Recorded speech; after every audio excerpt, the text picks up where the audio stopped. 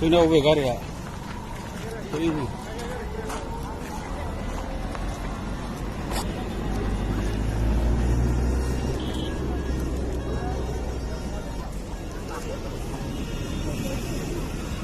Eso.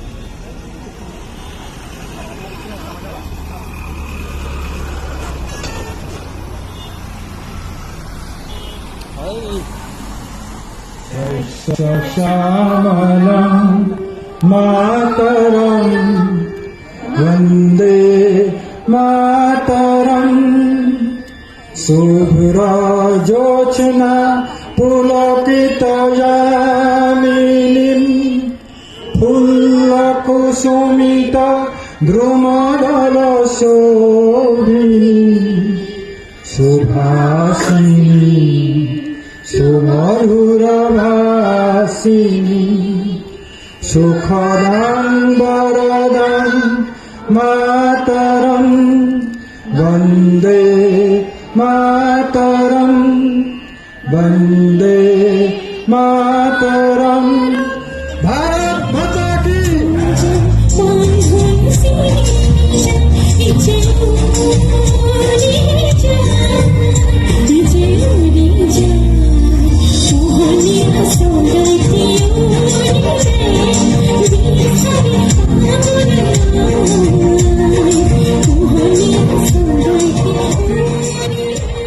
বিশেষ বিশেষ কাৰ্যসূচী ভাৰতীয় জনতা পাৰ্টীৰ ৰাষ্ট্ৰীয় নেতৃত্বই অসম প্ৰদেশে আমি দায়িত্ব সহকাৰে নিষ্ঠা সহকাৰে আমি পালন কৰি আহিছোঁ।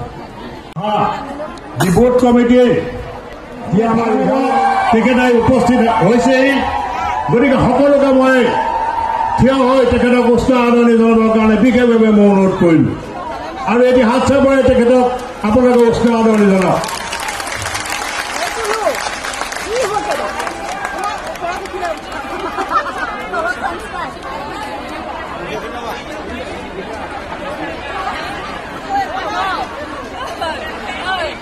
আমাৰ মাননীয় মুখ্যমন্ত্ৰী ডাঙৰীয়া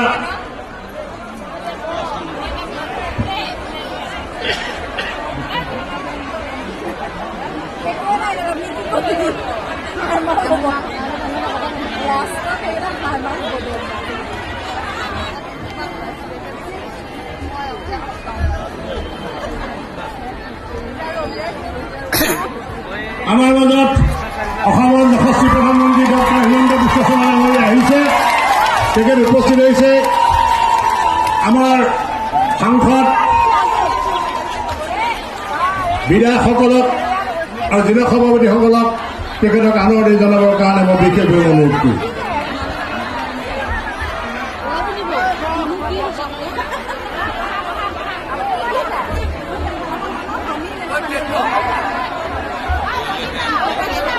এয়া আমাৰ অসমৰ সকলো জনগোষ্ঠীৰ আৰু আমাৰ জ্যেষ্ঠ বিধায়ক ৰঞ্জিত দাস ডাঙৰীয়া, গহপুৰ সমষ্টি বিধায়ক উৎপল বৰা ডাঙৰীয়া আৰু সাংসদ পল্লৱ লোচন দাস ডাঙৰীয়াই। বিশ্বনাথ পৌৰসভাৰ পৌৰপতি অমৰজ্যোতি বৰঠাকুৰ ডাঙৰীয়াই এখনি গামোচাৰে সম্বৰ্ধনা জনাইছে। সংখ্যা বেছি, এতিয়াতো ঘৰত গৈ পাওঁতে পাওঁতে দেৰি হ'ব, তথাপিতো বলদল আছে নে নাই? আছে। নৰেন্দ্ৰ মোদী আমেৰিকাত আছে, ইয়াৰ পৰা আমি ভাৰত মাতা জয় দিম, তাতে শুনিব লাগিব। হ'ব হ'ব, এইফালে হ'ব, গছৰ তলত হ'ব নে নাই? ঠিক আছে। ভাৰত মাতা কি, ভাৰত মাতা কি, নৰেন্দ্ৰ মোদী, নৰেন্দ্ৰ মোদী। একদম ধুনীয়া লাগিছে দেই, চবকে মোৰ ধন্যবাদ, নমস্কাৰ। মই এতিয়া ধেমাজিত আছিলো, বগী নদীত। তাতকৈ ইয়াত স্পীড বেছি আছে ভাৰত মাতাত। আজি আমাৰ মাজত উপস্থিত অসম চৰকাৰৰ মন্ত্ৰী অশোক সিংহাল ডাঙৰীয়া, সাংসদ পল্লৱ লোচন দাস ডাঙৰীয়া, আমাৰ সকলোৰে সন্মানৰ ৰঞ্জিত দত্ত ডাঙৰীয়া, প্ৰমোদ বৰঠাকুৰ ডাঙৰীয়া, উৎপল বৰা ডাঙৰীয়া, অমিয় ভূঞা ডাঙৰীয়া, গণেশ লিম্বু ডাঙৰীয়া, কৃষ্ণ কমল তাঁতী ডাঙৰীয়া, বিশ্বনাথ জিলাৰ সভাপতি পংকজ বৰা ডাঙৰীয়া, শোণিতপুৰ জিলাৰ সভাপতি বাটা চোৰাং ডাঙৰীয়া, দিগন্ত ঘাটোৱা ডাঙৰীয়া, অশোক ভট্টৰায় ডাঙৰীয়া, দেৱানন্দ হাজৰিকা ডাঙৰীয়া, কিশোৰ উপাধ্যায় ডাঙৰীয়া, নীলিমা দেৱী ডাঙৰীয়া, ডাঙৰীয়ানী পৰেশ বৰঠাকুৰ ডাঙৰীয়া, ৰুণজুল গগৈ ডাঙৰীয়া, তুলসী বৰঠাকুৰ ডাঙৰীয়া, ঋতুবৰণ শৰ্মা ডাঙৰীয়া, অমৰজ্যোতি বৰঠাকুৰ ডাঙৰীয়া,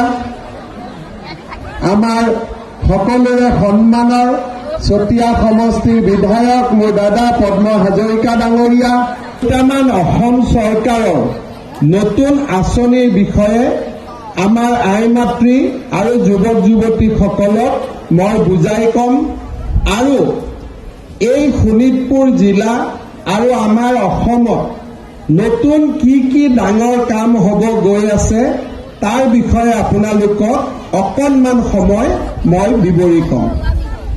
আজি আমি জনসভাখন কিয় অনুষ্ঠিত কৰিছো তাৰ মূল কাৰণ হ'ল প্ৰধানমন্ত্ৰী নৰেন্দ্ৰ মোদী ডাঙৰীয়াৰ 9টা সফল বছৰ। প্ৰধানমন্ত্ৰী হিচাপে 2014 চনত নৰেন্দ্ৰ মোদী ডাঙৰীয়াই শপত গ্ৰহণ কৰিছিল। চাওঁতে চাওঁতে 9টা বছৰ তেখেতে অতিক্ৰম কৰিলে। অসম আৰু উত্তৰ পূবৰ বাবে তেখেতে যিখিনি কৰিলে তাৰ বাবে ধন্যবাদ জনাবৰ বাবে আমি ইয়াত সমবেত হৈছো। লগতে আজি আমি আকৌ এবাৰ প্ৰতিজ্ঞা কৰিম যে নৰেন্দ্ৰ মোদী ডাঙৰীয়াক ভাৰতৰ তৃতীয়বাৰৰ বাবে আমি প্ৰধানমন্ত্ৰী হিচাপে নিৰ্বাচিত কৰিম। আমি সকলো একমত হয়নে নহয়? হয়। নৰেন্দ্ৰ মোদী ডাঙৰীয়াক আমি আকৌ প্ৰধানমন্ত্ৰী পাতিম। এই 6 মাহ আজিৰ পৰা 2024 চনৰ ফেব্ৰুৱাৰী মাৰ্চ মাহলৈকে আমি সকলোৱে চেষ্টা কৰিব লাগিব যাতে আগতকৈ বেছি ভোটত আমি তেজপুৰ লোকসভা জিকিব পাৰোঁ।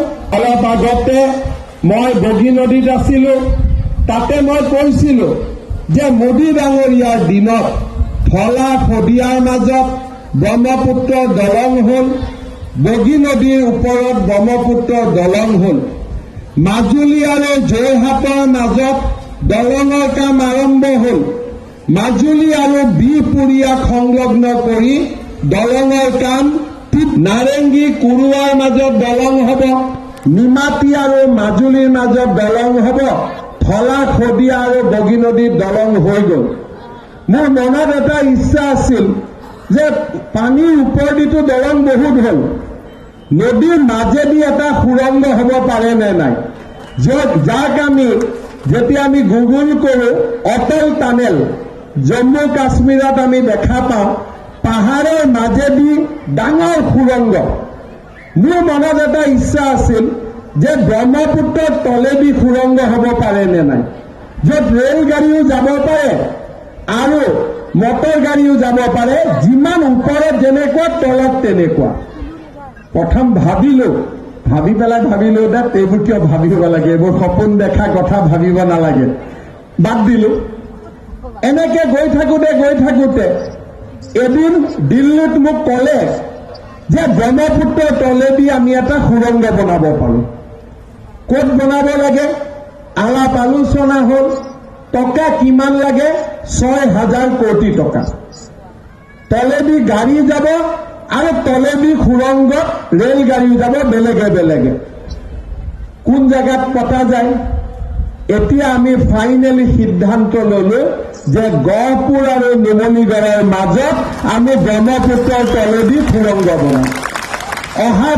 অহা মাহৰ 4 তাৰিখে প্ৰথম টেণ্ডাৰ খুলিব DPR বনাৰ কাৰণে ক'ত মাটি লাগিব কি লাগিব আৰু ভগৱানে যদি কৰে মোৰ এই মুখ্যমন্ত্ৰীৰ কাৰ্যকালতে হয়তো আমি এই সুৰংগৰ কাম আমি আৰম্ভ কৰিব পাৰিম নৰেন্দ্ৰ মোদী ডাঙৰীয়াই ইতিমধ্যে তাৰ ফাইলত চহী কৰিলে যে ব্ৰহ্মপুত্ৰৰ তলত সুৰংগ হ'ব নুমলীগড় গহপুৰ সংযোগী হ'ব আৰু ব্ৰহ্মপুত্ৰৰ উত্তৰ পাৰ আৰু দক্ষিণ পাৰত একেলগে ওচৰ চপাই অনা হ'ব এইবোৰ সপোন আছিল কাজিৰঙাত সৰুৰে পৰা ভাই সাহেব अब थोड़ा सा भाई साहब हाँ यहाँ ভাল হৈছেনে কাজিৰঙাত সৰুৰ পৰা আমি দেখো যে বানপানীৰ সময়ত জন্তুসকল কাৰ্বি আলঙলৈকে যায় জন্তুবোৰ তাকে চেপি মাৰি দিয়ে 200-250 জন্তু প্ৰত্যেক বছৰতে মৃত্যু হয় ভাৰতৰ বাকী জাগাবিলাকত ডাঙৰ ফ্লাইঅভাৰ 32 কিলোমিটাৰ 33 কিলোমিটাৰ আমাৰ অসমতো আমি ভাবিবই নোৱাৰো এজিপি দিনত গণেশগুৰি ফ্লাইঅভাৰ এখন বনালে আৰু আমাৰ উলুবাৰীত ফ্লাইঅভাৰ বনালে এইটোৱে ফ্লাইঅভাৰ আছিলে তাৰ পিছত বগী নদী হ'ল আমি মনত ভাবিছিলো যে একেবাৰে কলিয়াবৰৰ পৰা বোকাখাতলৈকে ওপৰেদি যোৱা ৰাস্তা বনাব পাৰি নে নাই 32 কিলোমিটাৰ ভাবোতে মোদী ডাঙৰীয়াই ক'লে যে এইটো মই অনুমোদন দিছো আমি কাজিৰঙাৰ ওপৰেদি 32 কিলোমিটাৰৰ ৰাস্তা বনাম অহা 2 তাৰিখৰ পৰা মানুহৰ শুনানি আৰম্ভ হ'ব কোনফালেদি যাব লাগে কেনেকে যাব লাগে মিছন চাৰিআলিত সদায় ভিৰ হয় কোনেও ভাবা নাছিল যে এখন ফ্লাইঅভাৰ বনালে সমস্যাবিলাক সমান তেজপুৰৰ মাজেদি কিয় আহিব লাগে চকীঘাটেদি দলং বনাইও আহিব পাৰি আজি দলঙৰ কাম সম্পূৰ্ণ হ'ল সপোন লগা কাম চকীঘাটৰ দলং মিছন চাৰিআলি ফ্লাইঅভাৰ বিশ্বনাথত মেডিকেল কলেজ তেজপুৰত মেডিকেল কলেজ আৰু ভগৱানে কৰিলে এইবাৰ গহপুৰত বিশ্ববিদ্যালয় কনকলতা ৰাজ্যিক বিশ্ববিদ্যালয় অৰ্থাৎ ক'ব গ'লে মনত যিমান ভাবিব পাৰো মানুহে কয় মনৰ সমান বেগী বস্তু একো নাই এতিয়াতো মই দেখিছো যে মনটো ইমান ফাষ্টে নহয় যিমান মনত ভাবিছিলো গোটেই কামবিলাক হয় আৰু কি ভাবিব পাৰি এতিয়া মই আমাৰ এমএলএ সকলক কৈ থাকো আৰু কিবা কিবি ভাবিব লাগে যাতে মানুহৰ কাৰণে কৰিব পাৰো মোক চবে গালি যে ক'ৰ পৰা 1 লাখ চাকৰি ওলাব 1 লাখ চাকৰি মানে 40,000কৈ যদি দৰমহা লাগে মাহত 400 কোটি টকা 5 বছৰত 4,800 কোটি টকা যদি টেক্স 1 টকাও বঢ়াও মানুহে কিমান বেয়া পায় কোনো হিচাপ নাই টকাটো ক'ৰ পৰা নাপাব কিন্তু মানুহক দিম বুলিও ক'লো ভগৱানক খাটিলেও ভগৱান মইতো মুখ্যমন্ত্ৰী হ'ম বুলি ভাবা নাছিলো গতিকে কৈ দিলো এতিয়াতো মই মুখ্যমন্ত্ৰী হৈ গলো এতিয়া কেনেকে কি কৰা যাব মোদী ডাঙৰীয়া আছিল ভগৱান আছিল ৰাস্তা ওলাই গ'ল 1 লাখ চাকৰিও হৈ গ'ল এতিয়া মই মনত ভাবিছো যে 1 লাখ হলে নহব বছৰি 20-25,000 আৰু দি থাকিব লাগিব অৰ্থাৎ আমাৰ মনত স্পীড বাঢ়ি গৈ আছে যেতিয়া আমি ইলেকশ্যনৰ সময়ত অৰুণোদয় উলিয়ালো যে 830 টকা অৰুণোদয় মানুহে ক'লে এইবোৰ ইলেকশ্যনৰ কাৰণে দিছে ইলেকশ্যনৰ পিছত বন্ধ হৈ যাব মই ভাবিছিলো বন্ধে হয় খোলা হয় যি হওক দিব লাগে দিয়ক 830 টকা 1,000 টকা হৈ গ'ল 1,000 টকা 1250 টকা হ'ল আৰু 2 এদিনতে 1400 টকা হৈ যাব 2 এদিনতে আপোনালোকৰ একাউণ্টত 1400 আহি যাব তাৰপিছত মহিলাসকলে কয় আমি পোৱা নাই এইবাৰ কৰিলো আগৰবাৰ 19 লাখ আছিল এইবাৰ 7 লাখ যোগ কৰি দিলো 25 লাখ এফিডেভিট বনি আছে আপোনালোকে পাব সাহায্য যাৰ পৰিয়ালত ৰেচন কাৰ্ড নাই তাৰ সাৰ্ভে আমি কৰিছো ৰেচন কাৰ্ড বনাই আছো আৰু কোনোবা যদি আমাৰ মানুহৰ পৰিয়ালৰ এতিয়াও ফৰ্ম ফিল আপ হোৱা নাই আপোনালোকে ফৰ্ম ফিল আপ কৰিব আমি ৰেচন কাৰ্ড দিম ৰেচন কাৰ্ডত চাউলো পাব আৰু চাউলৰ লগতে বিনামূলীয়াকৈ 5 লাখ টকাৰ মেডিকেল ট্ৰিটমেণ্টটো আপোনালোকে হস্পিটেলত পাব পাৰিব। শ্ৰদ্ধাৰ ৰাইজ, আজি আমাৰ অসমৰ মহিলাসকলৰ উন্নয়নৰ কাৰণে আমি নিৰন্তৰ কাম কৰিছোঁ। অৰুণোদয় আঁচনিয়ে হওক, ছোৱালীৰ বাবে স্কুটিয়ে হওক, আত্মসহায়ক গোটেই হওক, আজি আমি অসমৰ মহিলাসকলৰ মাজত এটা আত্মবিশ্বাসৰ বাতাবৰণ গঢ়ি তুলিছোঁ। ইয়াৰ পিছত মই আৰু অলপ আগুৱাই যাব খুজিছোঁ। আমাৰ মহিলা আত্মসহায়ক গোট আছে অসমত 3,87,000। এই 3,87,000 আত্মসহায়ক গোটত 40 লাখ মহিলা আছে। ইয়াত কিমান আছে আত্মসহায়ক গোটৰ মহিলা কিমান আছে? হাত দাঙকচোন। আজি আপোনালোকে এই মিটিঙত কিয় আহিছে? কাৰণ আপোনালোক পলিটিকেলি কনচিয়াছ, ৰাজনৈতিকভাৱে সচেতন। মুখ্যমন্ত্ৰীয়েনো কি ক'লে, মন্ত্ৰীয়েনো কি ক'লে, বহুত বিজেপিৰ লগত জড়িত হৈ আছে। আমাৰ অসমত আত্মসহায়ক গোটৰ মহিলাখিনি যথেষ্ট আগ্ৰহী। এতিয়া চবেই বুজি পায়, বেংক কি বুলি বুজি পায়, একাউণ্ট কাৰ্ড বুজি পায়, কোড কাৰ্ড বোলে বুজি পায়। আপোনালোকে মাইনটছ কৰে, বিৱৰণী লিখে, কমিটিৰ মিটিং পাতে। শ্ৰদ্ধা ৰাইজ, আজি অসমত লাহে লাহে বিভিন্ন জিলাত বানপানীৰ পৰিৱেশ আৰম্ভ হৈছে।